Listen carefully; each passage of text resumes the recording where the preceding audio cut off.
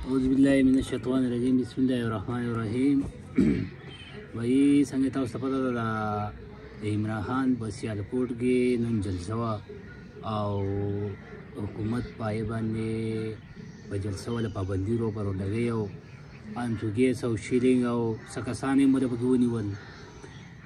نو که تاسو خیال وکړئ په د عمران خان په حکومت کې د دنیا پالټو پیپل پالټۍ نورو دغه شان پالټیانو دغه کلی او خپل احتجاجونه او لانګ مارچ یې هر څه یې کول، خو عمران خان ولا په یو تن کنې ګرفتار کړی و، نه یې نه پې شیلینګونه کړي، نه یې ګرفتار کړی، نه یې ورته څه ویلي دي. اسلام آباد پورې ټول راغلي دي، خو عمران خان دغه شی نه دی کړی.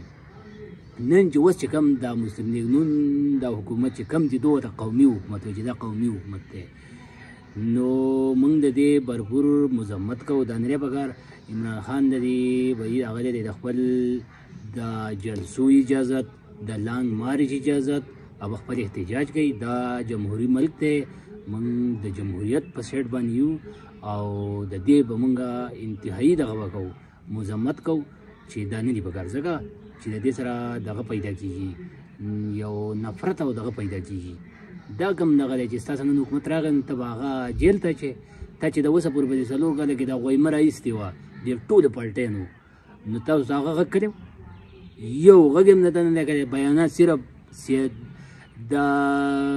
د زباني جګړه وه، نور خو تاسو هغه لاس نه دی درچلی، سیوا د رضوي صاحب د زوی ده چې هغه په اخره کې یوې چې زه په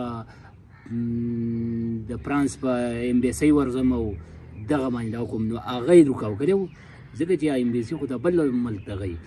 نور خو عمران خان څلور کاله وشو، څوک د کراچۍ لره روان شي او څوک د دې ځایه روان شوي دي، کنې یوې پالټۍ ته هم هغه غږ نه دی کړی. او نن هغه پنځه شپږ جلسې وکړلې، نو بهي موږ د دې مکمل خلاف یو. د دې حکومت دا کم اقدامات چې دا کوي دا نه دي پکار. عمران خان دې مکمل اجازت دې ورکړي، که خپلې جلسې کوي که هر څه کوي نو چې کوي. والسلام.